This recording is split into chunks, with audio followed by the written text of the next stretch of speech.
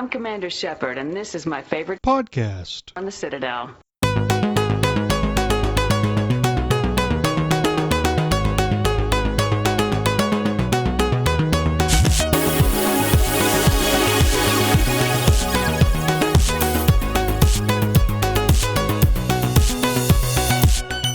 You are listening to Accidentally Casual. It's nerds and games and a podcast. My name is Minius GC.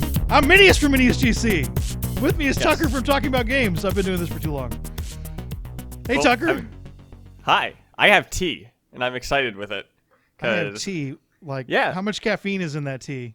Oh, I mean, I don't know. I went to Pike's Market in Seattle it's a place called Allspice, and you can get tea stuff. You can also get spices for chicken or meat or things like that. And I just went in there and said, what's something for anxiety or something like that? And they're like, here you go. This would be a good one. You took anxiety tea for a podcast?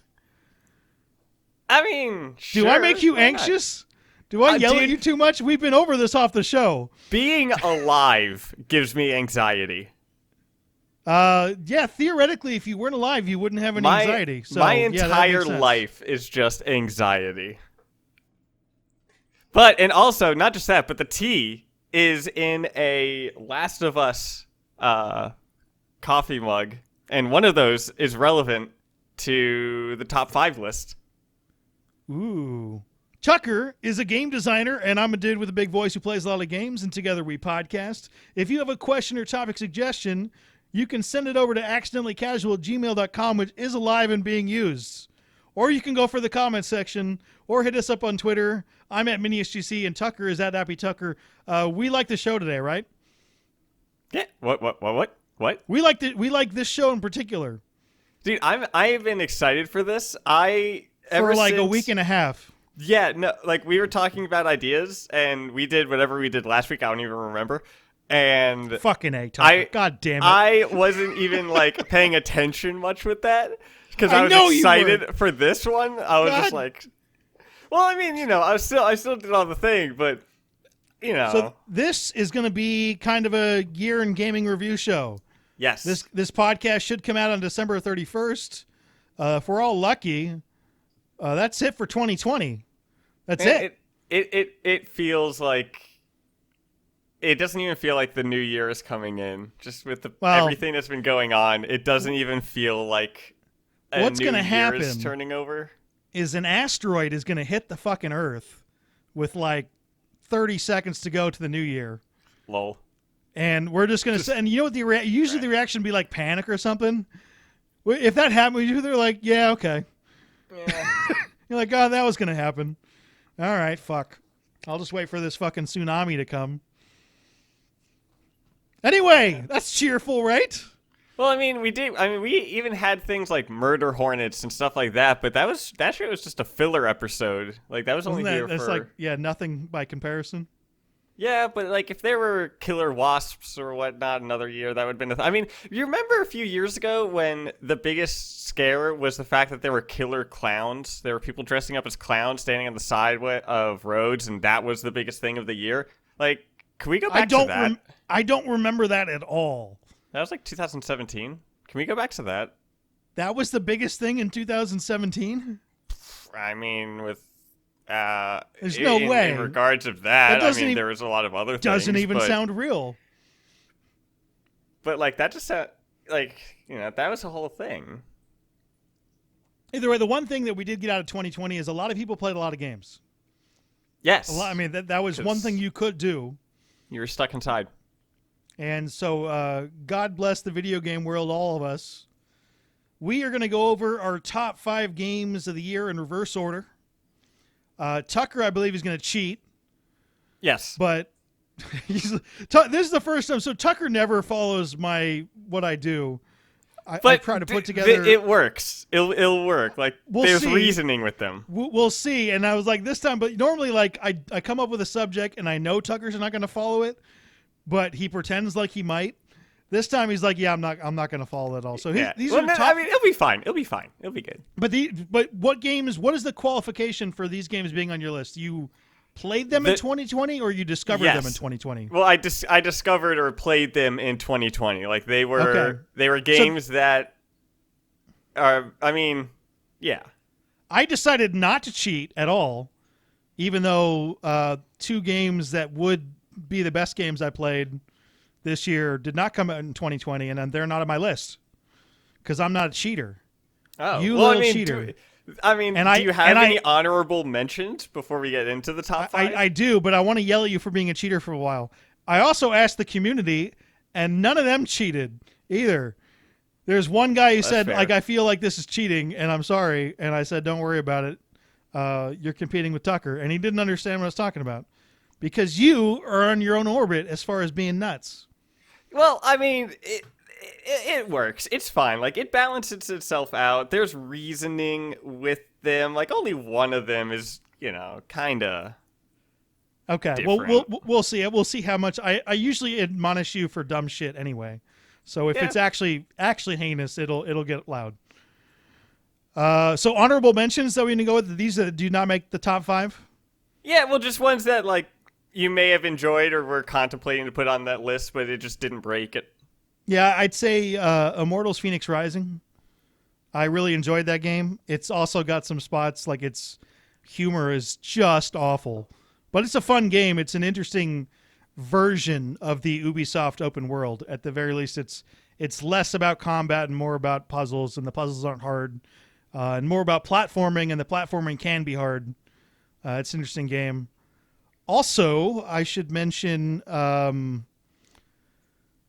guess one of the games on that list, and this is just from a standpoint of me not being a huge first-person shooter guy, Doom Eternal, I thought was I've heard a lot of people enjoy that game. And in fact, we will go over everybody else's choices after we do our thing, and that's very high up there. If I was more of a first-person shooter guy, I think that would be higher on my list as far as... I have that game on my list to play. I just, haven't played it. Yeah, I mean, it's I generally like more story to what I got. But it is a power trip game. It is a game that is meant, like, you are meant to feel like a god. I remember an unstoppable thing. I remember buying it, and I'm like, oh, I'm kind of curious to see where they go with the story. And they just ignored it, and that's kind of what they did. I mean, that's his thing, and I'm like, okay. And I finally went back and played it to try to get ready for that.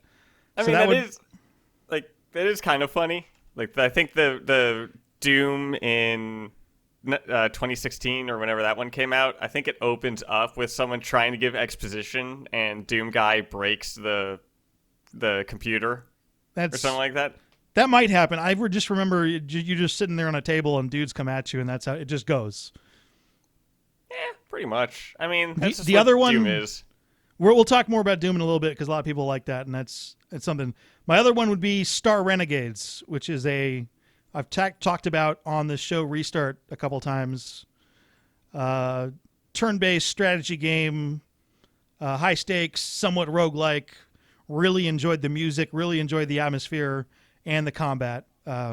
Reminded me a bit of Mass Effect in some of those ways, but different enough that it's not a good comparison. So what are your honorable mentions? And I only have 2. I'm slightly afraid to let you go. You're going to start talking about these games, and I'm going to get frustrated. Oh, yeah, I hope you're ready ahead. that this is going to be one of the longest podcasts, probably, because we'll see. have 5 games to go through. Well, I'm not gonna let you just go on forever because we tried that on a show and it did not work. Well, I know. Well, but this is like a top 5 thing of it. I understand that, but if it's got to be entertaining, Tucker. It can't just be you talking about. It can't be just you talking about the dumbest shit ever.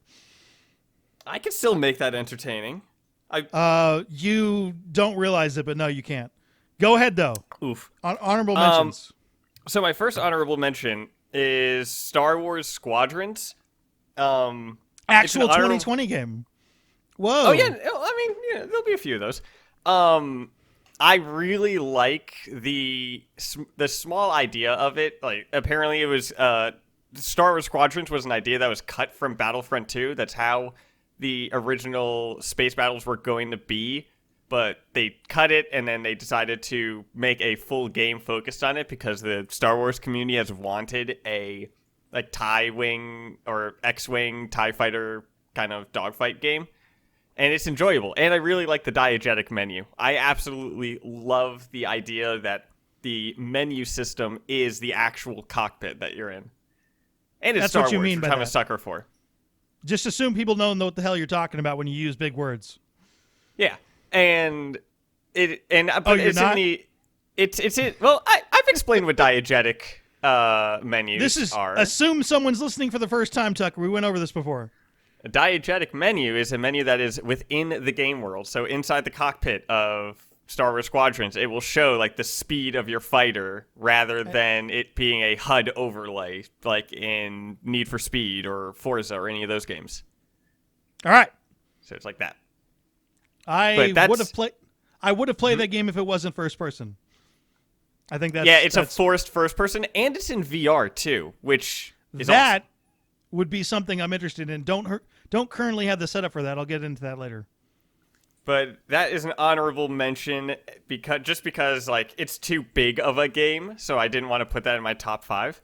And the other honorable mention wait, is the back up. It's too big of a game? Yeah, it's Star Wars, it's EA, it's too big of a game. What's wrong with having a big game? And that wasn't my focus for this year. That's ridiculous, but okay. And the other honorable mention is the Lego Harry Potter collection, which is a remaster of all the Lego Harry Potter games put into one. I am just a sucker for Harry Potter. I've been re-listening to all the audiobooks. I've been just playing through those games. I just fucking love Harry Potter. But I didn't want to put that on because it is a remaster, so I didn't want to count that. Not only is it a remaster, but didn't it come out like 4 years ago? No, the remaster. Well, it came out on Xbox this year, I think. That'll be an interesting way. I guess that counts. I guess. Oh, either way, it counts because that counts for my first one of the top 5. So all right, I was getting frustrated with you last time on the show for talking about Harry Potter because I didn't believe anyone else. You got backed up in the comments section. No, because of Lego, not Harry Potter. It was Lego. Still, Lego stuff. You don't get backed up in the comment section very often, but you did this time. Yeah. So well, I mean, the Lego games are just wholesome, fun games. Yeah. And the Lego games have also been around for a very long time. Some of the listeners probably have played Lego Racer or Lego Island when they were very basic games, but Lego games have been around for a while. Allow me to admonish myself. I'm not a huge fan of the Lego. I'm not as into the Lego games because they're too simple. But I really like simple games, so that's a ridiculous reason. What do you mean simple?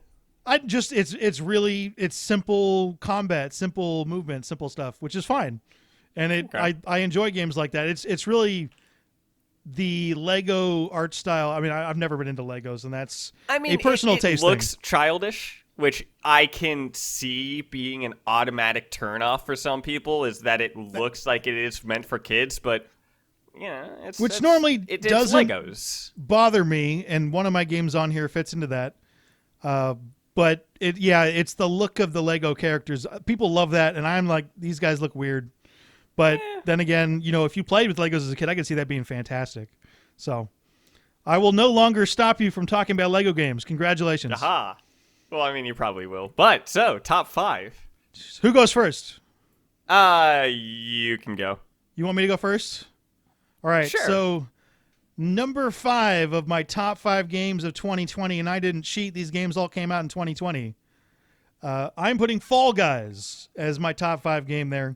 Part of what I want to do this way is we're going to say a game, and you may not have played it, and then we'll talk about the game. You're like, I kind of want to play that. Fall Guys is a game. I expected. Fall Guys is a game that's time has come. What do you mean?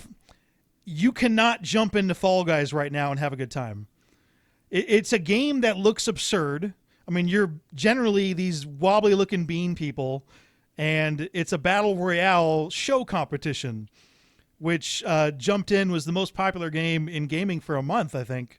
And I got way into it. And then Among Us beat it. out or something. Yeah, well, I mean, games come and go, and this is Yeah. more of a thing. The skill level required for Fall Guys isn't just deceptively high; it's very, very high. You have to be good at that game to win it.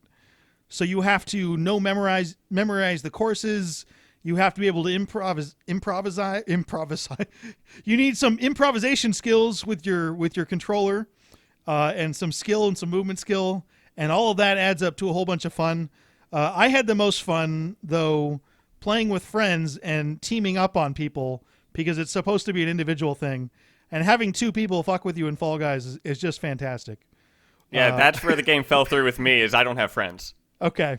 Well, that's too bad because you could have played with us. We could have both dressed up like horses and grabbed someone in the ass all game long, and it would have been great. But that was a really fun experience. Devolver Digital. That is the publisher. The specific because Devolver makes some wild. Yeah, things. Devolver is. That's a publisher, and they publish all kinds of wild indie games. But they weren't just the publisher. I believe they were more directly involved. The guys that did Fall Guys did Gang Beasts, which is a very similar game, and that one is just flat out absurd. They look almost identical, right? I mean, but they're not quite. The physics aren't as nuts, although it is very floppy. By the way, the Fall Guys, according to lore, they're 6 feet tall. They're 6 feet tall bean people. Nice. Anyway, I thought that was a phenomenal game. Yeah. But have they added new maps and stuff to that? Because I know that was part of the issue. They've added a few new maps. They're in season 3 now, but they're not adding maps at probably a fast enough rate. And once again, like if you're like, oh, I want to try that game out, you'll go in there and you'll get crushed. It's not a game that's easy enough to pick up. So. If you're into it and you got into it, I'm sure you had a lot of fun with it. It's not something I recommend jumping into now. The learning curve is going to be too high. It's a very difficult game to win, and so it's incredibly satisfying when you win. But then again, you need to build up a skill level. Anyway, Fall Guys number 5. My number 5 is one that anyone can jump in at any time, and it is Tetris Effect. All right. Tetris Effect came out on the Xbox in 2020 in the holiday, and this year has absolutely just gone tits up. The pandemic completely just messed up a lot of things. Like personally, the pandemic made me lose my job that I was about to start at Big Fish. I was about to do a contract with them, and pandemic put that on hold. My dad had a sudden heart attack, and he passed away this year. And then on top of all this other stuff that is going on, just the daily shit that's been going on this year. So Tetris Your neighborhood's got some stuff too. Yeah. Yeah. I always feel bad being mean to you afterwards. Why? I don't. Well, you just get listed some good reasons. Anyway, continue. This year sucked.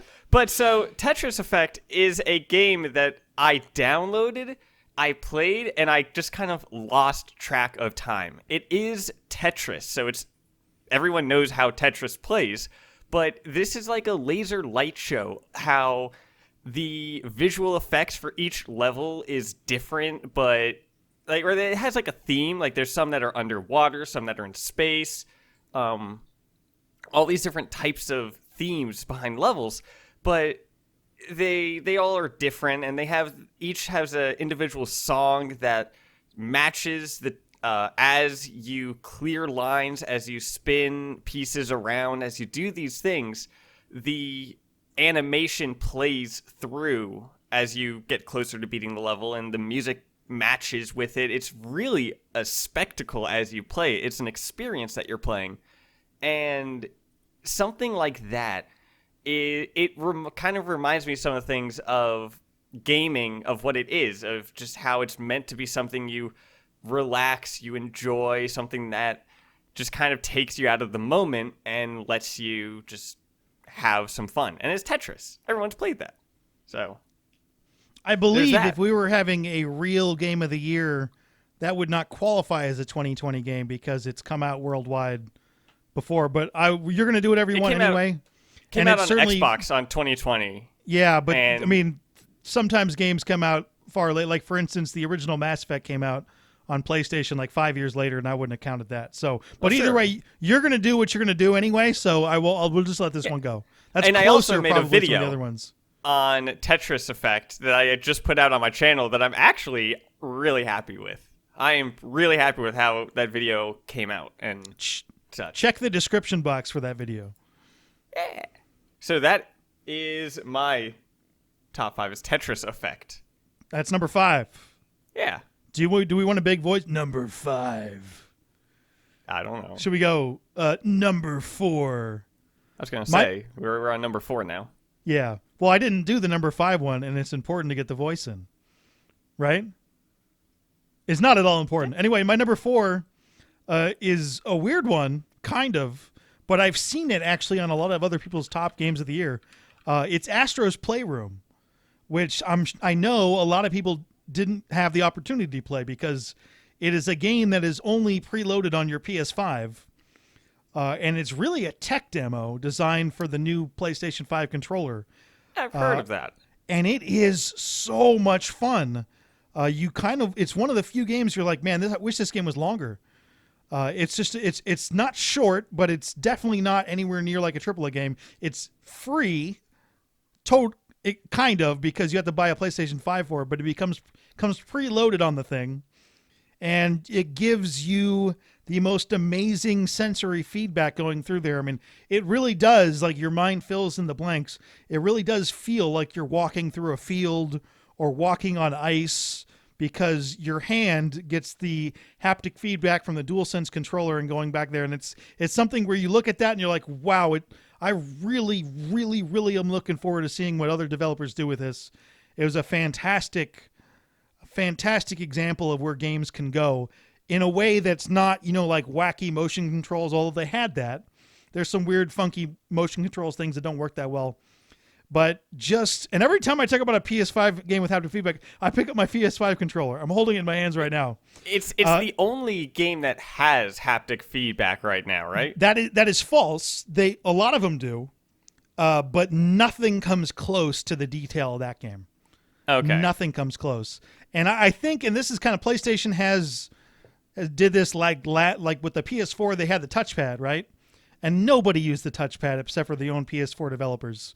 Because, Xbox doesn't have a touchpad, and PC gamepads don't have touchpads.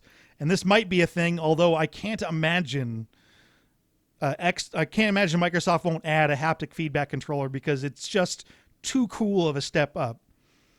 Up.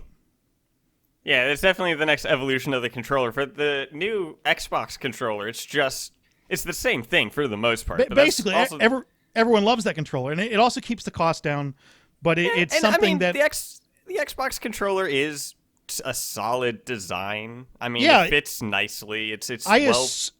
I assume though you can have the exact same shape and the exact same button resistance, except for the adaptive triggers, and add all that stuff, and that's what you could do there. But anyway, just for that alone, it was so well executed.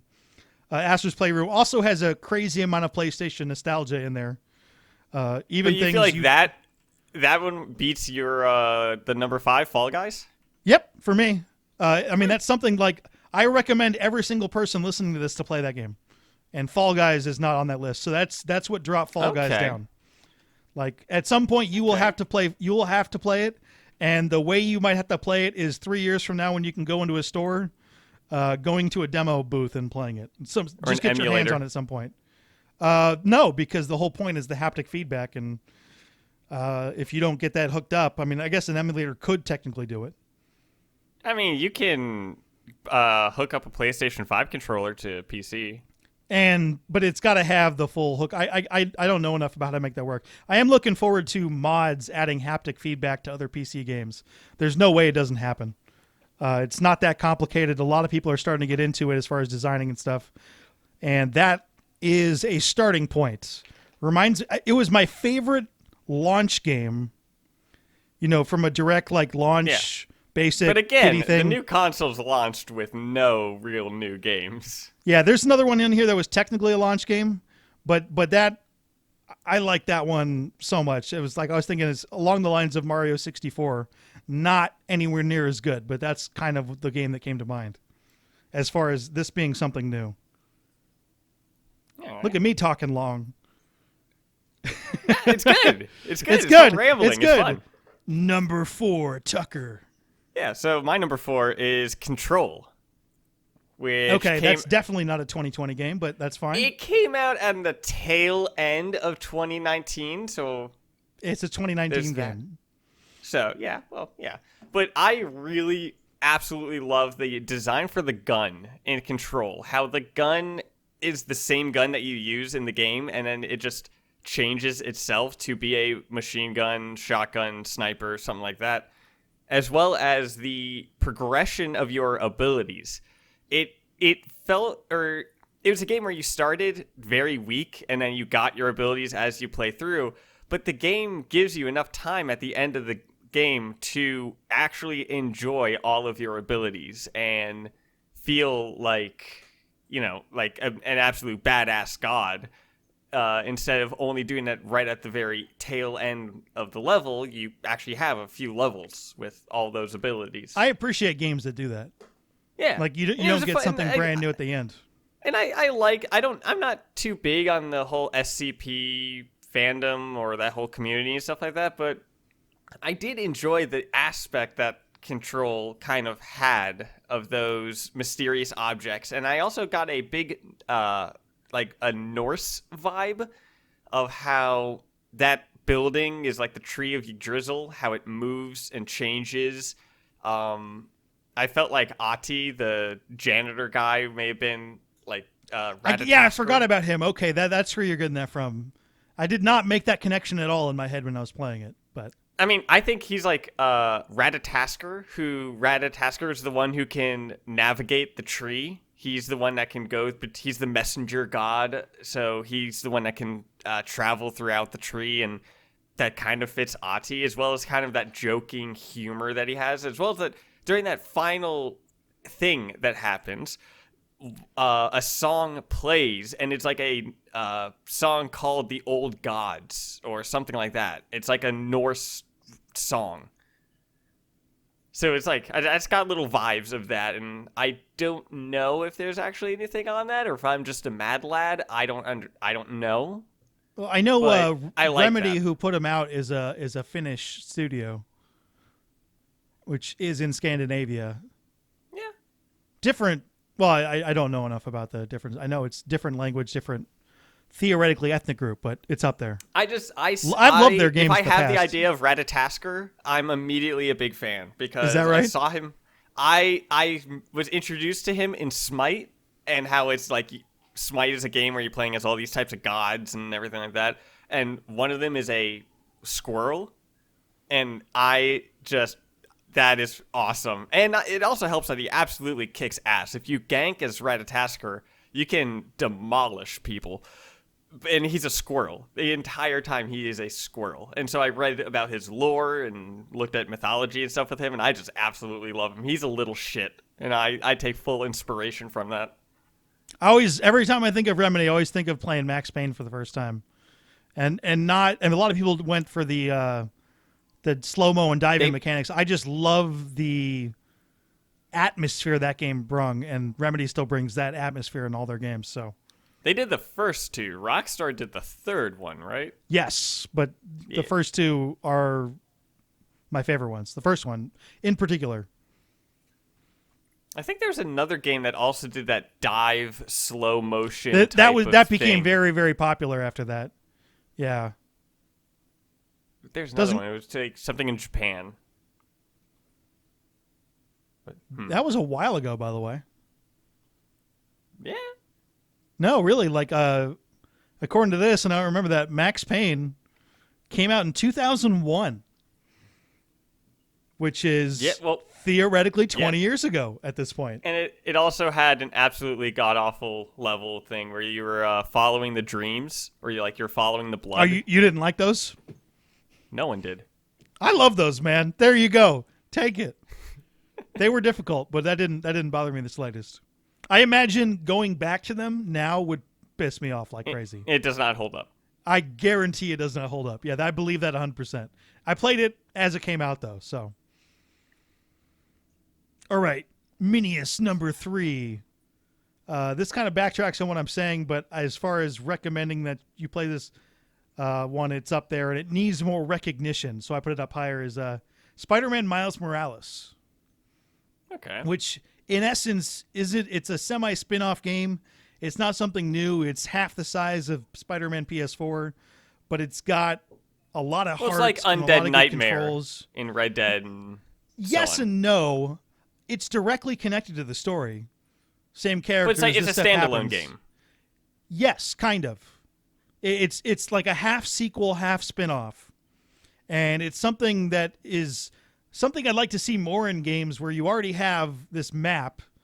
It's kind of almost like an expansion, but it's a whole nother game with a whole nother story, different character added in there, a lot of the similar mechanics. Handles real well, a lot of fun characters. Very, very, very solid overall experience. And it is enhanced greatly by the haptic feedback and resistance on the controllers. That game has haptic feedback. Yes. Again, that's another PlayStation exclusive studio. I mean, that's where they get that from. And Have you unlocked the kitty backpack? Or whatever that is? Yes. That's good. With That's good. Spider-Man the cat. That's key. Is it key? Yeah, no, I got platinum that game. Okay. Another just really enjoyed it. Recommend that to anyone who can eventually get their hands on a PS5. I'm sure some people played it on the PS4 and didn't wait, but I believe the PS5 is worth doing it.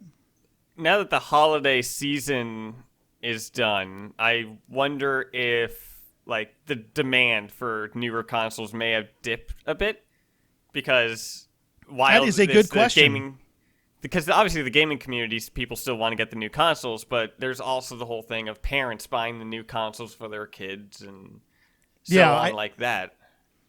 Eventually, these hardware droughts will dry up. I'm hoping. So everyone will be able to get something if they want to get something. Yeah. And you can get that because I'm not buying from a scalper. No, do not do that. Do not do that. In fact, not supporting scalpers. We talked about this on the first show, the restart. These new consoles are fun. You do not need one right now, really. Yeah. There's not very many specific games. And like Astro's Playroom is the one that's specifically for the PS5. But as far as big AAA games like Miles that are coming Morales out, only designed that. Yeah, Miles Morales is on the PS4. Even the new Sony games like Horizon Forbidden West is going to be on the PS4. So you're not going to miss out really on stuff. Yeah.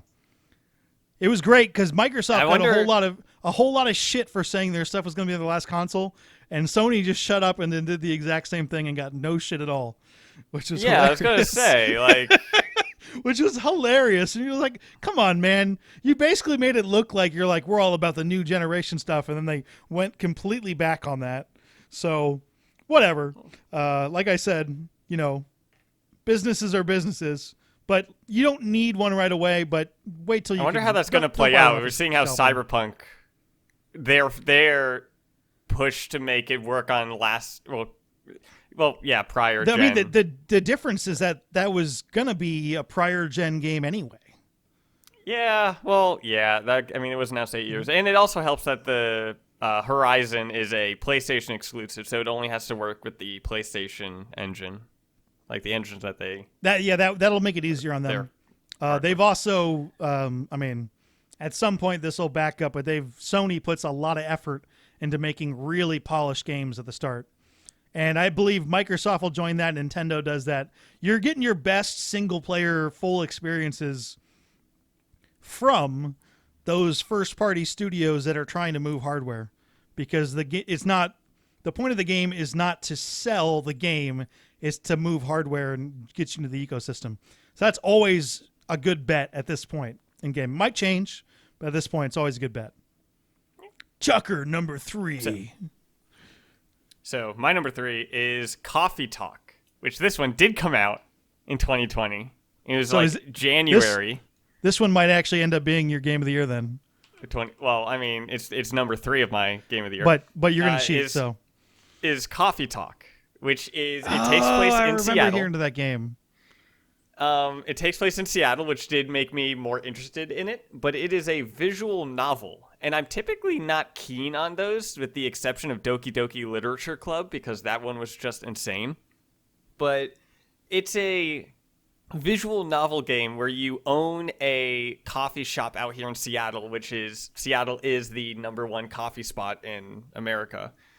And it's a fantasy type of world where these characters come in and their story builds throughout time as as the days are going by. But the game itself feels like that world exists. Like, the world building for it is, you get newspapers every morning that explains what's going on in the world. Some of the characters, there's like two characters, an elf and a succubus or something like that they can't be together because their families don't like each other. And you have one person in there who's your friend, who's a writer, who's writing about all the stuff. There's a developer who's an orc.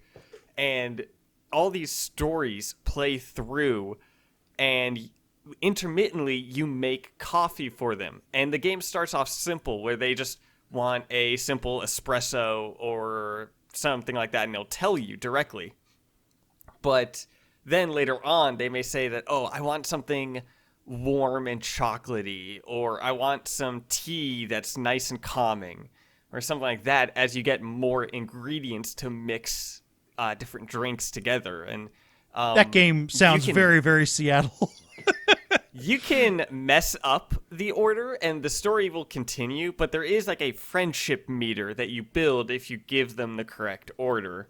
And that unlocks more story as it goes on. But it's a really just great game. The music is fantastic in it. I have that soundtrack playing when I'm at work because can't really have my normal music playing. And we try to play music that is kind of a bit calming with the dog because they're puppies that are running around. So we want to match kind of that behavior a bit. But the music is nice, soothing, just kind of good background music that I could just throw on at work.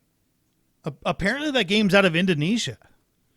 There's Cool. some titles coming out now with new Indonesian developers. I'm looking forward to seeing what they do. But it's on Xbox Game Pass. The more countries that get involved in making games, the better. But Coffee Talk does have a endless mode where people just come in and you make them coffee and whatnot, and that isn't that good. The gameplay itself doesn't hold up on a standalone, but it being the intermittent interactive element between the story being told, it fits perfectly, and it's great. Very enjoyable. All right. Which is why I had my tea that I was talking about. Is that related? Is that yes. You're like, I'm going to talk about this game, and so I'm going to get tea? Yeah. Well, okay. Yeah. And I'm just trying to drink healthier, too. Instead of soda and stuff, now I have tea. Yeah. Dude, I've been making smoothies and stuff in the morning. Okay. And that shit's be slapping. All right. I had one that was like, this morning it was blueberries and banana and like some honey, yogurt, and stuff like that. You were doing so good on staying on topic, and now we're going. Since when? I guess that's kind of related. Fair. But yeah. And I mean, I am absolutely also impartial to the game because it takes place in Seattle, and I'm like, well, I live there. So. All right, we going? Minius number 2.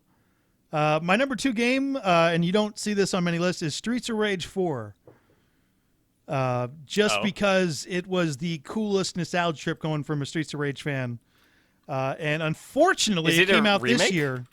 No, it's a brand new game. It's a sequel. Okay. It's not a remake. They went back and painstakingly recreated a lot of the movement and stuff. And as far as Streets of Rage games, they nailed it, really. It'll be great to come back once this pandemic ends and you can have people over and doing some couch co-op. Because the online it's a 2D brawler. It's a 2D brawler, yeah. It's exactly like the previous games. And the villains are a lot weaker, but the music is still fucking awesome. And the gameplay is awesome.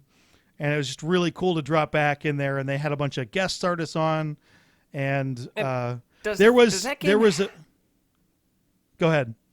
Does that game have online play? It does. It definitely doesn't. looks like a co-op one. It doesn't work quite as well. This is a doesn't really work. small studio. There's enough lag that it kind of ruins the experience. Ooh. So that in that standpoint, that really hurt it. But Streets of Rage was always a co-op thing, and I think eventually, if you put enough money into it, you can get something like that to work. But it is fun just going in there alone, and I think that's more of a couch co-op type game. Have you heard that the Scott Pilgrim game is coming back? Dude, you know what I They're, discovered? I have remastering that it? game What? still loaded on my PS3. I still got it on my 360. I just haven't Okay, played I was it. like, I found that out a couple days ago when I fired up my PS3. I'm like, what games do I have in here? I'm like, oh my god, That's awesome. I have Scott Pilgrim on there still. Yeah, I really like that genre of game. I hope it becomes popular again. But it's something that really adds, physical beat 'em up, especially adding the music. Even the Scott Pilgrim is known for music. Streets of Rage series known for its music. Very the Scott solid. Pilgrim movie it might be one of my favorite movies. It's a very good nerd movie. Have It you is read a perfect nerd movie. Have you It's read the made by comics? part of it. I Okay. looked at parts of it when I at school in Florida. There was a comic book shop across the street from my school, and I would check that out a lot. That is something to probably put on your list. I believe they're in color now. So Ooh, fancy. So they were just black and white before. Very obsessed with that for a period of time. How'd they do Ramona if it was black and white with her hair and all this stuff, or was that on not the a cover? thing? She would have a different hair color. I could go dig up my books and look at it, but the cover was color, and the rest of it was just black and white. But it didn't damage it at all. You could use your imagination. Yeah. Okay. Your Fair. imagination. Tucker number 2. So number 2 is a game that I know that you know, and it is Spellbreak. Is my number 2 game. Okay. Did come out this year because- too. Yeah. I don't know when it came out. But Spellbreak is definitely not like the best made game or anything like that, but the idea behind it just excites me. I enjoy the battle royale games. Like I've enjoyed Modern Warfare's Warzone and stuff like that. But with Spellbreak, it's with different elements being the creative use for weapons, like instead of a machine gun or sniper or things like that, you have lightning or ice, and you have rock and fire and all this different types of elements, and you can combine them and work with your team to like have a tornado spawn and someone fire into it and turn into a fire tornado and do all this different shit with it, and it's enjoyable. It's a fun kind of game where it's absolutely, there's a lot of potential in it. I feel That's like how they I have the looked at it, groundwork yeah. for something that can be really well done. But there is something that I'm sad with that game, and it is the lack of involvement that the map has with the elements. If they sectioned off part of the map where like the top part of the map may be like the ice glacier area, or the left part of the map's a desert, and if you have the ice ability as your selected one and you're in the ice area, you can combine that to reach areas to get like higher ranked chests or stuff, that things that just aren't instant wins, but things that increase the chances of getting something better, and find some sort of balance point where it's not game breaking, but it does then start to build the habitat of the people who are stone shapers. Like, this is their habitat, is the left side of the map, and I'm over here with the right side with the volcanoes because I picked fire, and I want to use my abilities here and to get it. And as the circle shrinks, then you start getting the people clustering in with each other. I feel like that would just help with it. It could. I really wanted that to not be a multiplayer game and be a single player game and expand on the combat. I was looking at that like, wow, that'd be fantastic. They're kind of doing some different stuff with that, and the the word you use, potential, that's something like there's a lot of potential in that style of game. Yeah, like I feel like if they took that world and made like an anime or something like that, it would fit so perfectly.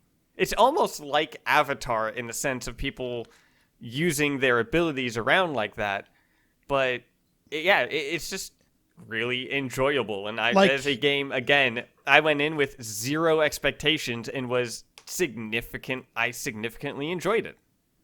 Experiencing that at a slower pace where you can explore a map and you have to get the right gauntlet to access certain areas, that seems like a better use of that kind of gameplay than what they did. And I understand why they did it. It's a very, very, very small team, I think. Yeah, and there's other issues with it too. Like right now the player base is kind of small, which is an issue in of itself. And ideas that like the map was massive, but there would be only 42 people in a game. And yeah, you can go a long time without finding anyone. Yeah. So there were definitely some issues there, but the game itself, the design behind it, the mechanics, just the way everything is set up, I really, really enjoy. I think if the controls were a lot tighter, I would have played that more. But although I the really like the flying in that game. I enjoy flying great. More in that game than Anthem. All right, you got to bring Anthem into this. Come on, 2020 is almost over. Don't bring us down. We're coming out. Don't bring us down. Cyberpunk brought us down in 2020. Cyberpunk was in worse shape for me than Anthem. Although was. Cyberpunk did get me to watch the John Wick movies. I never saw those. Oh, really? And so yeah, I watched them. I think in the perfect manner. I went in blind for the most part. Yeah, I know Keanu was in it, but I've never really seen much of it. I understood some of the jokes, but I've never seen much of it. And I watched all 3 of the movies back to back. And I feel like that's the best way to do it, because the whole thing is supposed to take place in the span of like a week, I think. Yeah, it's not very long. So, and with the movies coming out like a few years with each other, like it just worked out great. And then I was excited, and then Cyberpunk came out like 2 days after my binge watch, and I was let down. Also, support you got in the comment section. A lot of people haven't watched The Godfather. It's what? You cut out. A lot of people haven't watched The Godfather, which you haven't got it. And I wasn't really mad at you for not watching The Godfather. I was mad at you for not watching The Godfather and then getting mad at me for not watching other movies. Well, The Godfather has age. It is an older movie. No, it's timeless. But that's fine if it's not your thing. Oh, and the movie that you were talking about was Bandersnatch, which I think is is more relevant of a recommendation because it is like a video game movie and it's also a choice-based one. Whatever. But the creators of Black Mirror, the people that made Bandersnatch, just put something out on Netflix. I don't know exactly what it is, but it's called Death to 2020. Oh, I just saw that recently, yeah. It's something like that. I kind of want to see what that is. I'd rather watch that than the other one, but don't compare your weird movie to Godfather. Bandersnatch was beloved by the internet. It looks so bad. That look is just bad on you. Okay. I assume you're done talking about Spellbreak? Yeah, Spellbreak was my number 2. There. Number 1, Minius. My number 1 game, and this is... I consider this kind of a down year for gaming, and it makes sense because people who wanted to put out games couldn't work together in the same area. So you got fewer ones. But it's Ghost of Tsushima, which I was expecting to enjoy, and it just kept on giving and giving and giving. It is the most beautiful game on the last generation consoles, and I have no idea how they made a game look that good, especially being that the hard drive space it takes up. I think, I mean, obviously it looks better than Cyberpunk of the last generation stuff. It's just a beautiful, beautiful, beautiful game and a beautiful setting. It's set in a real life island in a historical setting, but then they changed the way the island looked to represent all of Japan. What put it over the top as far as becoming a game of the year for me was they added a multiplayer element without telling anyone about it ahead of time, and it came out later. What do and you it mean? was, Like, is it like it was like co-op or is it they did? It was competitive? co-op. They didn't advertise it. It just came out, and it was ridiculously solid. A lot of the elements in there are something I want to see in the next Mass Effect game, because it had the wave-based survival co-op type thing, but then it had story mission things where you needed two people to do stuff, and it had co-op platforming elements, and the difficulty ramped up, and then it had a raid style thing, kind of like you got in Destiny, but four player, and way longer, and it was all free. It wasn't advertised, and there were 0 microtransactions to it. And you don't get that kind of shit ever now. And if I was Tucker, I'd say Sony was doing that just to be awesome. That's not what they were doing. But they were doing that to drive people towards the play. And that's why I continue to buy PlayStations, is games like that.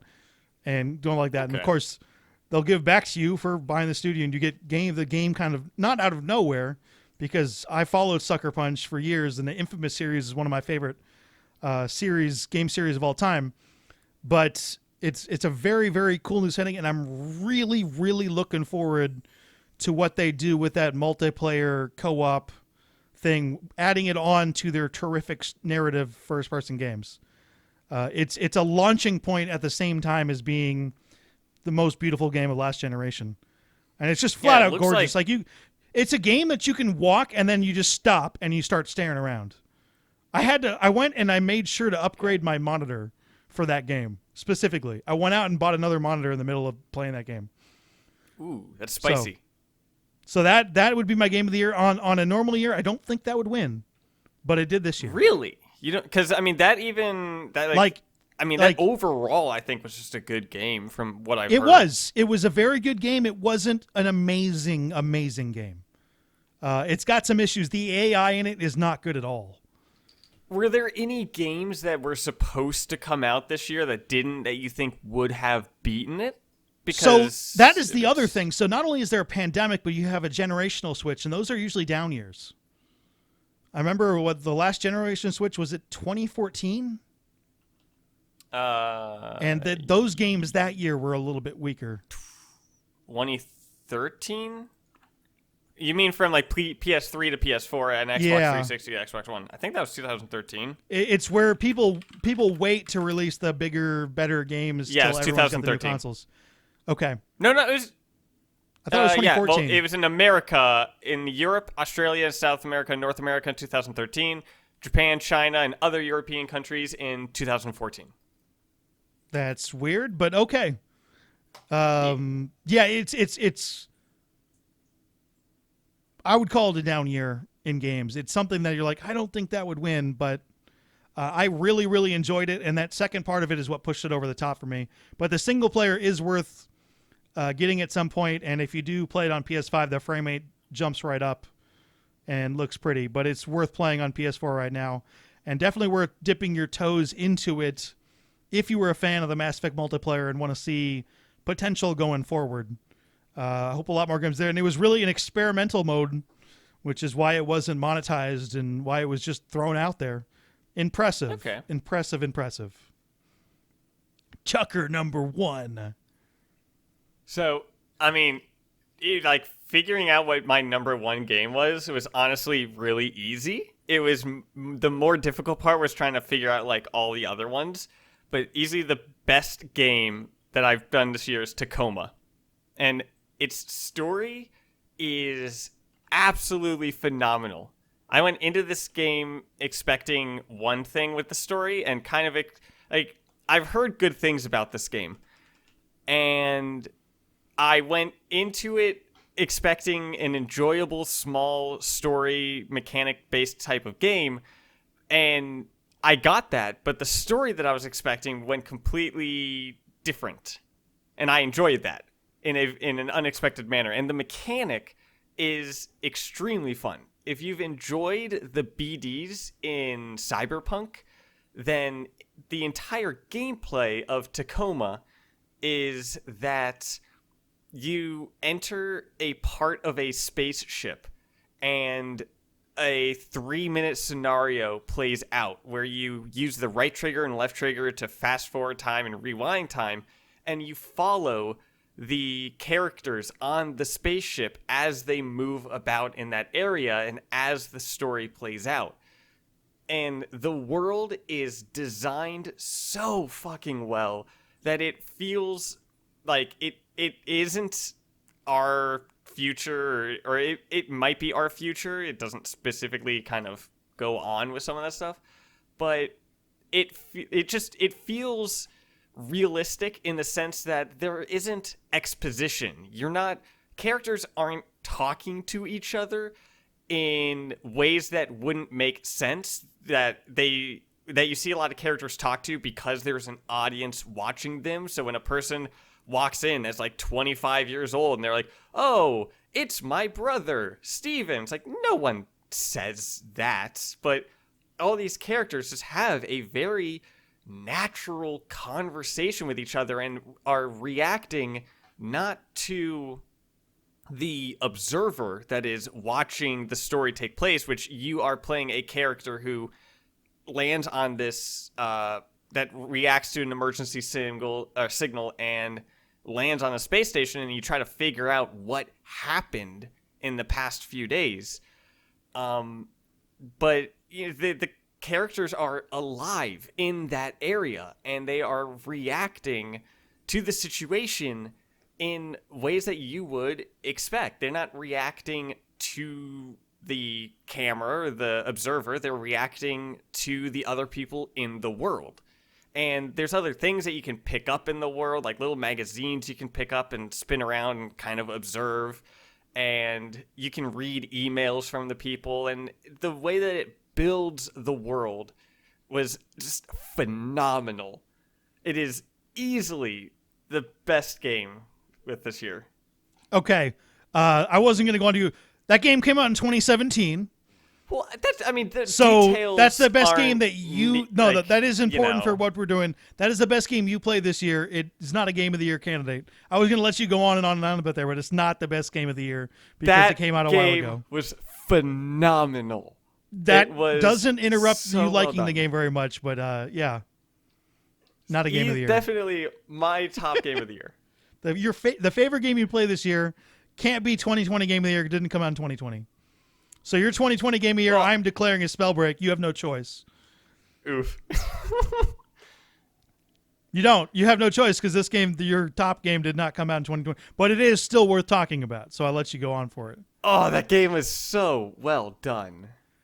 I could just throw in a Call of the Sea because that came out in 2020.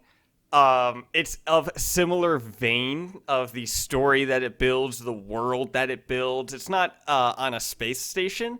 It is this wife that is trying to find her husband who went missing and discovering this world and all this kind of stuff. And it's kind of like that. I just give it more to Tacoma just because, that game, that was so good. But I can give it then to Call of the Sea, which I haven't finished. But okay, well, I mean, I depends on how much you care about what I think. It's like in Scooby-Doo, if they're like wearing the mask. You never seem to do, so it doesn't matter. I have an addition to this. There are two games I didn't play that I think both might have overrid my Game of the Year. The first one is Hades, which looks like a game I really, really like. It came out on both PC and Switch. If it's going to come out in console, I usually wait to play it on my console of choice because I like doing that. So yeah, I decided to wait on it. But that technically came out in 2020, and that looks like a game that I would really, really enjoy. The other one, and this did not get any votes in our community for Game of the Year, probably because not a lot of people were able to play it, was Half-Life Alyx, which I am confident would have been my Game of the Year had I had the hard cut out. Half-Life Alyx, which would have been. Is it Alex? Yes, because it's based off of the character Alex. Okay, I got that wrong. Whatever. That would have been my Game of the Year, probably. I'm resetting up my VR. Whatever. Isn't it a very specific VR that you need? No, you just need the VR capabilities of it. I think, like, I have a first generation HTC Vive, like it has all the wires and it is like a clunky little thing, but it still like runs the games properly. You just need the actual hardware on your computer to run it, because all the headset's doing is just kind of rendering it as well as being your placement in the world. Yeah. Anyway, I will play that 100% at some point. Super Hot is pretty fun in VR. Oh, and Super Gorn. Hot's great. Yeah. Gorn is published by Devolver Digital. Is a VR like arena fighter type of game. Why did I call it Half-Life Alyx? I heard that multiple times from someone. I don't know why I thought it was Alyx. Anyway, it's based. I would have got it. Well, it's based off of Alex Vance. Okay. All right. Well, I'm not a huge Half-Life guy, but I am. I do think that VR is going to start working when the hardware goes up, and I'm looking forward to. The only VR headset I have right now is the PlayStation one, and the controls on that are not good, but it is fun. At some point I will play this. It's a mid-ground between full VR and it's sitting VR, and this is more interactive VR because, like, I won't have room for it. Did you my play apartment it or not? I haven't played it, but I've played other ones like it, like Arizona Sunshine, I think is what it's called, or other games. From like my understanding, this was a significant step up from every other VR game. Yeah, but I mean, even the games that I have played, where you can open up car doors and look around and all this kind of stuff, like that is pretty fun. And then seeing Half-Life Alyx in being literally Half-Life Alyx looking like the 2.0 version of that, and it just makes me really excited for it. I don't have room because my apartment is shaped like a capital letter E, so I don't have like a Don't you just need standing area. space? Oh, you would absolutely need standing but you space need to be for this game. But you need to be able to move your arms around. That's where you might get in trouble. Faithfully, like I'm a small dude. Pets make VR troublesome, man. Yeah, my cat and dog just kind of deal. My dog's 13 years old. He's not doing much. He just kind of sits and watches. Well, and such. Still, you don't and want to step on my that cat boy. he just sits and just does his thing. It's good. All right, I'm going to make a quick run of the community votes.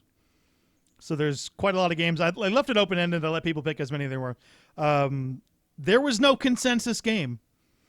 We had a consensus anticipated game, but there were a whole bunch that are basically tied up there. So basically, if we were to run a poll like this, these would be pretty much tied. But I'll give them in order of votes, first place votes. Ghost of Tsushima was at the top.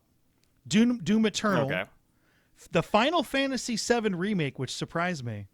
That was a couple people's favorite game of the year. I've heard that is... Well, I mean, I've actually been asking my friend, because that is a game I've heard a lot of, especially when I was in college for video games, like people talking about Sephiroth and Cloud and all of them. The remake's not the first game, yeah. But, well, Final Fantasy, all the games are their own... They are their own thing. They have their own different characters, their own different world, their own... They did do some things where they're like there's Final Fantasy like 13, 1, 2, and 3, I think, and stuff like that. But each individual number is completely different. I don't know much of Final Fantasy, but I just know that like Final Fantasy VII is the first one that had Sephiroth and had all of those. But the reason why it is such a huge cult following, or just not cult following, but just has this huge following, is it is when it first went to 2D to 3D, which changed the market. It was the first time that the Final Fantasy game really picked up market-wise. Yeah, it was the biggest Western, one for sure. In areas, just because the combat was kind of deemed like boring for the earlier ones, where it is a lot more just kind of going through menus. But Final Fantasy VII being 3D and having actual like the animations, having them play out. Yeah, you're talking about the older game. This is not what they were talking about. Yeah, it's from what I'd never played it. the new one, but I understand it's very different from the old one, which is why I'm surprised. Yeah, it is also it got votes. the remake. The remake is only the first part of which is the weird. Final Fantasy VII game. Like I don't want that to become a thing. I don't think the remake has gotten to Sephiroth. I don't think it's gotten to that. But anyway, yeah, maybe we shouldn't talk more about it because neither of us are really up on it. Not really, but I have a friend that just absolutely loves it, and I'm trying to go off memory with that. I also know that the Sephiroth was just added to Smash Brothers, and people are losing their shit over that. That's cool. Well, Sephiroth is like the bad guy of Final Fantasy VII, and yeah, but that was a PlayStation game, from what I understand. Well, yeah, the story that wasn't behind him. That wasn't on Nintendo. That's why I'm saying it's weird. Well, Nintendo also added Steve and Banjo-Kazooie. And I remember Solid Steve Snake from Minecraft. Okay, well, yeah, it's still... and Cloud is already in yeah, they stopped Smash carrying Brothers. him. It's no longer make... I still find it weird. I'll just put it that way. I'm going to go on with this list since you cut us off. Have you Ori played the Ori and the Kingdom Will Hearts of the Wisps. Ori and the Will of the Wisps is on the list. Beautiful game. That seems like a game I would like. It is a very beautiful looking game. It is difficult, but it is a beautiful, beautiful game.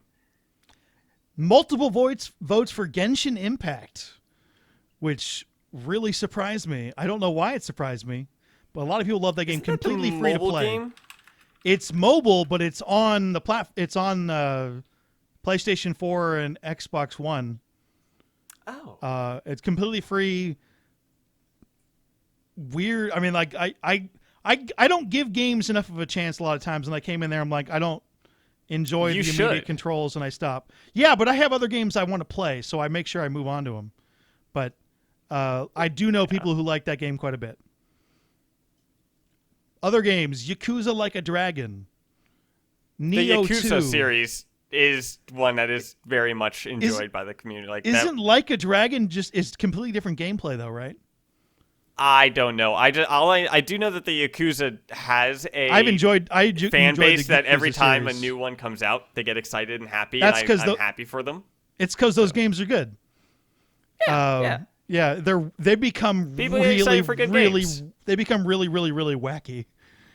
I don't remember the earlier ones being wacky, but they become weird, which is fine. Well, it's more, I guess, it changes itself with the audience, which that's kind of what happened with Saints Row. That's the reason why Saints Row is so goofy. Saints Row 1 and 2, although were silly in some aspects, were competing with GTA for the most part, and they decided had to go the satire route with Saints Row the Third. All right, other votes. Neo 2.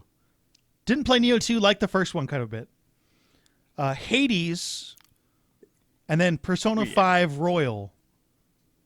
Yeah, Persona is also another all highly voted mobile ones. The community I've heard. Like I said, Hades I think might have been on mine if I was able to play it. Looking forward to playing that one. Other games that receive first place votes: Cloudpunk, which is on my list. What is that? I've heard it's that talked about a few times. Cyberpunk taxi type game, but with clouds. No, I mean your taxi is in the air. Okay. But it's a story-based thing, and that's I want to play it before I talk about it too much more. I think I'll end up playing that before I play Cyberpunk, which was weird to me, but whatever. Crusader Kings 3, which seems like my kind of game and also doesn't seem like my kind of game at all. And then Wasteland 3. Those games are your games of the year. There is no consensus, like I said at this point. Other votes. Think of there were multiple mentions for Cyberpunk 2077 Instant Love. If you love that game, great. I always maintain that even if people consider a game bad, if you love it, don't listen to anybody else. From all standpoints, you enjoyed that game still, right? Even though Cyberpunk 2077, even though it wasn't quite functional. Yeah, I mean, I'm still enjoying it. I'm now actually getting through the story. I've just been doing side quests. Like I've just bought all of the vehicles. My friend was doing that, just doing the side quests. Yeah, like I've bought all the vehicles. I've gotten my street cred to 50. My level is like 25 or 26 and everything like that. And I'm walking into the first mission. And I'm like, hello. I am very overpowered. That's fine. Okay. Yeah, well. Oh, games that design that to play it like you want to play, that's great. Well, it's also because I want to get all the achievements in it, and I'm waiting to see for the community to come out and say where all the missable stuff are. So I see. So you don't have to play it twice. If I don't do any of the main missions, because like I've been doing the collectible ones and all of that stuff because those are the collectibles. But the mission ones, there are some ones that you have to make certain choices, and I was just waiting for the community to kind of go like. That's unfortunate. I never look at trophies until my second playthrough because I don't want them to dictate what I do. But if you don't play a game like that, that's perfectly fine. As long as if you are playing a game and enjoying the way you're playing it, you're doing it correctly. No matter what someone else thinks. Also, multiple mentions for Assassin's Creed Valhalla. Which as it goes on, I kind of want to check that out more and more. What about Animal Crossing? That came out this year. No mentions for Animal Crossing in our group. None. That was a big game this year. What was that? March or February? I think it was March. Or something? It was right when things started shutting down. Yeah, it was. It was so perfect time. Just perfect time. It was one of the best-selling games. Might be the best-selling game of the year. Actually, I don't know how Cyberpunk did in comparison. But, yeah, I mean, basically sold out Switches, which happens more often because Nintendo was... Actually, at every point that game, everybody was sold out of, like, PlayStation 4s and Xbox Ones. Anyway, no mentions for that. There's a game that was just a disappointment. Was Predator Hunting Grounds. What made your brain connect to that? It has nothing to do with Animal Crossing. That's just a weird jump, man. Well, I mean, the Predator is... We're talking about good games, Tucker. Alien. I guess you can say man the Predator is an alien? An animal. Oh, come on, Tucker. There was no relation. Your brain is messed up. It's like someone pulled it out of your head and then rearranged it wrong and put it back in. Yeah, pretty much. But Predator Hunting Ground is an asymmetric game where like one person plays as the Predator and these other people are playing as these military soldiers and so on. And I was excited for it, and I enjoy those isometric or asymmetrical games like Evolve. I enjoyed, and Dead by Daylight is my drug. But with Predators, it just didn't hold up. It felt like an older game than. Do you want to go to games that people actually liked? Because we're still in the middle of that. When you cut me off with your random crap. Although these last couple ones, there's a couple I actually don't agree with. Mortal Shell, which I believe is a Soulsborne game, I didn't play it. Did anyone mention Last of Us? Nobody mentioned Last of Us. Isn't that interesting? This is a small sample, but still. Very surprising. Which I wonder is why weird, that is. Because Last of Us 1 is probably everyone's favorite PlayStation 3 game. I don't believe that is true. I mean, what other game do you think stands out more on the PlayStation 3 than The Last of Us? Oh, maybe Uncharted. But almost all. I did not like that game, but we're going to get into that eventually. Why? That's the same company. Problems with the games like that. I'm aware of that. I'm fully aware of that. Yeah. It's just it's the setting that gets to me.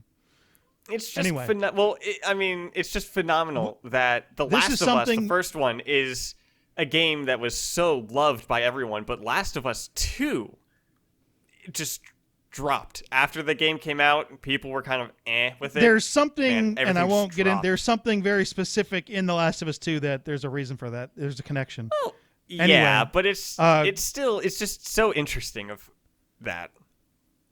That would be an interesting topic at some point because it is related to games that we cover. Anyway, at some point I will get into that. It'll make a good show. There was a mention for Godfall, which I could not believe. I actually enjoyed Godfall. It was not a finished game. It was more functional than Cyberpunk, but it was less content. And there were some weird bugs that just didn't... I could not get the platinum because I couldn't get it to finish. Like, there was this tower that you had to go up and it would just stop. The combat, though, was enjoyable. And if you like melee combat games, I bet there are a lot of people who might like that. But it was not finished. And it was kind of more of a half a game. The other one was a game I hadn't heard of that released in Japan in 2019, but was released in North America worldwide in 20, was 13 Sentinels Aegis Rim, which I know nothing about. I think I've heard of that. Anyway, those are the mentions. No consensus. So no on one here mentioned Marvel Avengers. Well, was there anyone who really liked that game? Man, I was so excited for that game. So there's multiple games. That game hurts me more than Cyberpunk. What were you expecting it to be good? Well, that seemed to me like a perfect cash grab, fitting a genre that didn't fit the material type of game. There were all kinds of things wrong with it as I looked at it, and so I was expecting the game not to be good. I wasn't interested. I was just excited because it was Marvel, and that just excited me, and so I kind of steered away from looking at gameplay and everything because I was just excited with the Marvel aspect. And if I looked at the gameplay, I would have recognized, like, oh yeah, no way, there's a lot of grind that I don't like. I think people like the campaign story stuff, but again, the campaign story is well, that's very Deus Ex of, oh, what a coincidence that this happened to have happened, and that is comic books in the nutshell, but it definitely was more blatant. I don't know. It just wasn't. What was good was the Destroy All Humans remake, but that's a remaster, so I don't know how much that counts. I don't have a strong opinion on that one way or the other. I believe a remaster shouldn't. I believe a remaster, as far as what we're doing, shouldn't count, but a remake does. But I don't feel strongly about that. So, yeah, from my understanding, the Destroy All Humans remake is nothing like the Final Fantasy VII remake, because the Final Fantasy VII remake is it a remake or a remaster? Because a remake is where they do the entire game. Remake, but it is kind of the same kind of game, but prettied up. But I never played the original Destroy All Humans, but I have heard people enjoy it, so I did kind of poke around with the remake and was very enjoyable. And it is one of those games that kind of shows you how different games are now than then, because the humor it's kind of spooky. There's some political humor in it, and it's scary how much some of that matches what's going on today, but that was satire then, and it's kind of wild. Okay. Yeah, some of that stuff is less funny as we go on, but that's whatever. That's more of a... But it was enjoyable. But the Final Fantasy VII remake is something we didn't mention, though. Part of the reason why everyone probably is so in love with it is it changed the gameplay from turn-based kind of choice to, like, real time. It's a weird... Yeah, fight. I'm not a fan of the way those new Final Fantasy games work with that, but people are... I don't believe everyone liking that is the right word, but people do really like it. It's never been my cup of tea, but there are really some people who are really... the fancy of those fans. They there love are some it, people and who that's are awesome. No, there are some people who are really upset with that game. I know that for a fact. Sure. I will not get into it because I'm not knowledgeable enough to back either side up. By the way, this is great. Some guy, quote, some guy wrote into accidentallycasual@gmail.com to let me know that, yes, people still do use email. Oh, that's nice of him. Take that, Tucker. We actually did get emails this week. Did you, like, reply back? Is he going to be your pen pal now? Just because, no, there were, like, multiple, there were enough emails that it wasn't, like... Okay. I plugged it enough. He also says you should watch the Perfect Blue anime as far as horror goes. That was his suggestion. Blue. Okay. It's an older one. Can't back up enough on the anime stuff. Okay, anything else you want to chat about?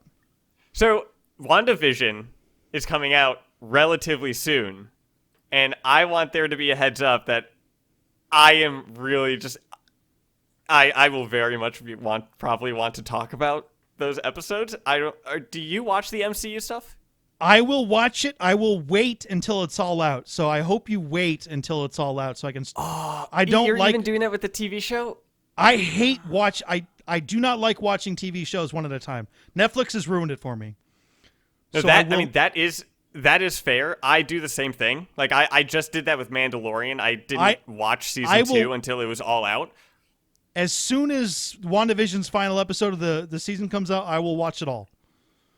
It's just like the MCU is so...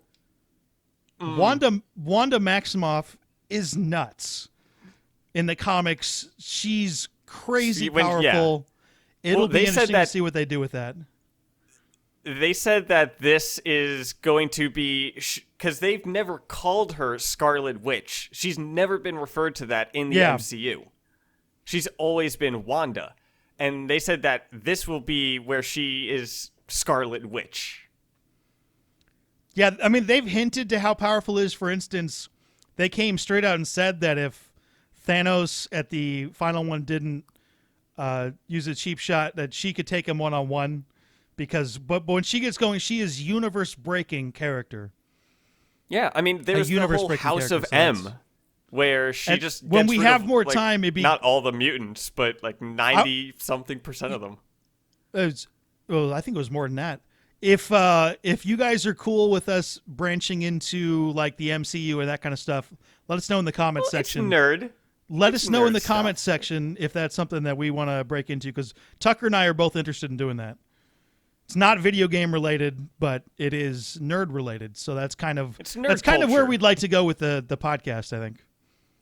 Yeah, just general nerd culture things, because they do bleed into each other. All right, so we would want to know your opinion on zombies, and I would add that into end of the world scenarios related to zombies. Do you like them? Do you not like them? Why? Why not? Write into accidentallcasual@gmail.com or hit up the comment section. We're going to chat about that as a primary topic next week. Is there a difference to you? Not necessarily. Depends on different things. I think as far as writing in here, you have a broad license on what a zombie is. It's not just an undead thing. That. Yeah, it's like something infected with a disease or a fungus or a worm or whatever. Controlled humans, that kind of stuff. All of that. You consider all of that just zombie. I will in this topic, but not really. I don't want to get into semantics of that, but that'll be our topic next week, and we will get into why Tucker loves it, and I really, really don't love it. And that'll be what the show is. Part of the show is next week. So accidentallcasual@gmail.com, write it in. Or the comments section, which I will be going through. Or you can try us on Twitter. I'm at MiniusGC. Tucker is at Appy Tucker.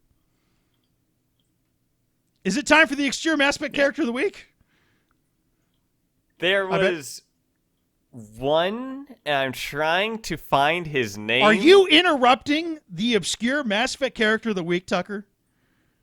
Are you interrupting that segment? How dare you? Well, because I had the name of a person that I don't think you would have known. Okay, that's fine. Email it to me, because it takes actually quite a bit of work to get this in there, and I already did my work for the week. So email it. You'll get to choose next week. That way I can find them. And there's a good chance I know the character, but we'll find out. This week's, and I was going to save this character for a while because I love her, but it was written into by Jacob, also known as Obscenity Overload. I think he had like 5 or 6 names, and I'm like, that's the same guy? Either way, he nominated Gianna Parasini, who was the first video game character to offer me a beer. I'm going to drop that in right now. You, Shepard! I demand you place this bitch under arrest! You have the right to remain silent. I wish to God you'd exercise it. See you around the galaxy, Commander. I owe you a beer. So she's a bartender. And no, she's a spy.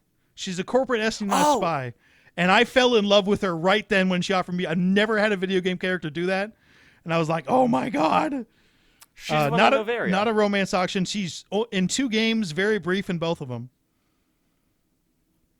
She actually, and this is more of an interesting topic, she actually might be in the next game if they go with the dark energy theory, because she's one of 2 characters to talk about dark energy, which she does. She ends her conversation with you in the second game. She's like, I'm hearing a lot of buzz about dark energy. I got to go check it out. And then she leaves. Yeah, and Tally is the other one. The Tally thing's much bigger because that's on the Hailstrom, which is all about dark energy. But if they end up going with dark energy as a plotline in the new game, she might be involved. But for now, she's an obscure character. They would bring a lot of people back. Probably not just... depending on the timeline. Well, the timeline matters. Yeah. Okay. So we're going to go out, and I'm going to ignore you for the rest of the podcast so I can exit it. Because you're starting to get off on... You're starting to get off on me trying to end the podcast and you not wanting to. I'm trying to find that person's name. That's fine. You got time, and we'll go with Tucker's next one on the next... We're starting to get people writing in accidentally casual com. I have a backlog of characters, which is awesome, which is exactly what I want. I want the segment to be awesome. So you guys are great. Thank you for writing that in. You're allowed to nominate a character for the obscure Mass Effect character of the week. In fact, I encourage you to do it highly, because otherwise you're going to get my weird ones. But we've got multiple ones in the backlog. Accidentallycasual@gmail.com. The only 2 limitations, and really one of them, it's so big it's not really a limitation. They need to be as or more obscure than Conrad Werner. And Conrad Werner is pretty prominent, so that's not an issue. Also, I need to be able to get an audio clip of it. And if I can't do that, they won't make the cut. I'll give them a mention. There's one in there that I don't think my guy... I don't think we ever if they don't hear say him anything, in anything. That's a problem. Then they wouldn't qualify. Anyway. It was Victor Manswell. What does he do? Do you know who that is? I don't always know by the name. What does he do in the game? Victor Manswell, he was the billionaire person who began funding the spaceflight stuff and led the Manswell expedition that successfully launches from Earth en route to Alpha Centauri system with 300 colonists. He's essentially the Elon Musk of the Mass Effect universe. That wasn't in the books. They added that later then, huh? Well, he's in 2070 CE. Yeah. Is that? So it's he's somewhere essentially the Elon in Musk. the codex. Yeah, so that character would not qualify, but is worth mentioning, so I'm leaving this in the show. Aha. But it makes me excited because that was in 2070 in Mass Effect, and Elon Musk is kind of doing it a little bit earlier. Where that matches up potentially, where we might actually be in space in 2070 if we don't collapse. Mass Effect uses our history as their baseline, right? Because it takes place to the point, up to a specific point. Yeah. And another thing I was wondering, so we have all this views for aliens, and not just Mass Effect, but we have Star Wars and other things like that for aliens. Okay. Has there ever been any conversation in Mass Effect about the aliens' perspective on our views of aliens before we met them? Before we met them, no. Like Star Wars, is there any? Yeah, I know what you're talking about. Or anything of a Turian going, man, Star Wars is weird that y'all thought of this. No, they don't do that. And now that is what you're saying. I don't believe there's any mention of other things, and that might be a copyright thing. And I don't know. While yeah, that could make sense, it being a copyright thing, that got me thinking that the reason we have these types of views of aliens on Star Wars, Mass Effect, and so on like that is because we haven't met aliens. Once we meet them, then it's no longer this kind of this type of fantasy, type of sci-fi. It's then real life. That there are races in Mass Effect that haven't gotten to space travel yet. They haven't gotten to that. Correct. So that's confirmed, on their 100%. own world have their Potentially own entertainment of what they think aliens look like. So they could the have fuck did this come out of your head, man? their own version of Star Wars, but with their views of, and it would be a very, very different. It's not like Star Wars with them as characters, because it would be so, not to make it as a joke, but it would be so alien to us because their entertainment would be different. And I was just always like wondering that would be kind of cool to see what other alien races that haven't actually met aliens. I'm going to counter that very seriously to make it a discussion. Mass Effect does this too. The Mass Effect aliens are very, very human in the way they act. And it is my belief that actual aliens are going to be way more bizarre. And the reason that is because it's a piece of entertainment. So you need to be able to relate to them on a human scale. And that's kind of what set Mass Effect apart from other sci-fi things, is you look at it and they have these alien characters and these alien species that you really, really care about. But that's because they're very human in the way they act and they react. Where that would be very different. So it wouldn't stand out Star as much Wars, as you think. Star Wars is very alien, where everything is alien in a sense. Potentially, yeah. The more of a Star Trek is one where they actually try to get some weird alien, depending on the show. It's just like, I would love, because that's going to be something. Like, right. When we do, because there are aliens. There's aliens. So anyway, actually, aliens would be a good topic for a show coming up, because I like talking aliens. Yeah, aliens that's is nerd weird. culture. That is absolutely, and it fits in with what we're doing. Another thing, so Marvel Universe, aliens, anything generally sci-fi topic-wise or astronomy topic-wise, I'm going to drop into the show without asking anybody, so aliens qualifies. Anyway, you can catch out Accidentally Casual because it comes out weekly. It's usually on Thursday or Friday, but we try to make it, if something happens, we'll jump in there. But it does always launch at 9 a.m. Pacific, noon Eastern, 5 at night in the UK, and 4 a.m. on the East Coast of Australia the next day. So check your feed for our show. We'll also keep on, now I'm getting a couple requests for an audio version. I'll try to get that going. I got too many things I'm trying to juggle at the moment, but that one will come. I promise, it will come. So, but this has been episode 20 of the Accidentally Casual Gaming Podcast. If you watch on Twitter, I'm at MiniusGC. Tucker is at Happy Tucker. And we will be back next year. Next year we'll be back. What? Yep. Catch you then. Bye.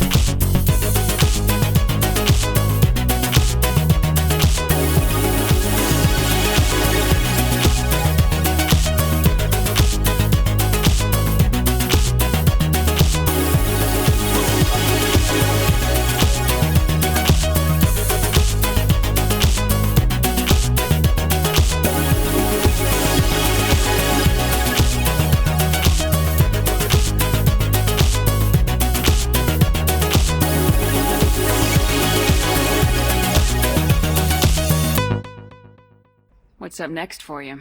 Research. We've had some hacking attacks lately, and I want to make sure they're external. A lot of people are suddenly interested in dark energy. My bosses want to know if it's something to worry about. That'll hold me over until I have to go back undercover anyway.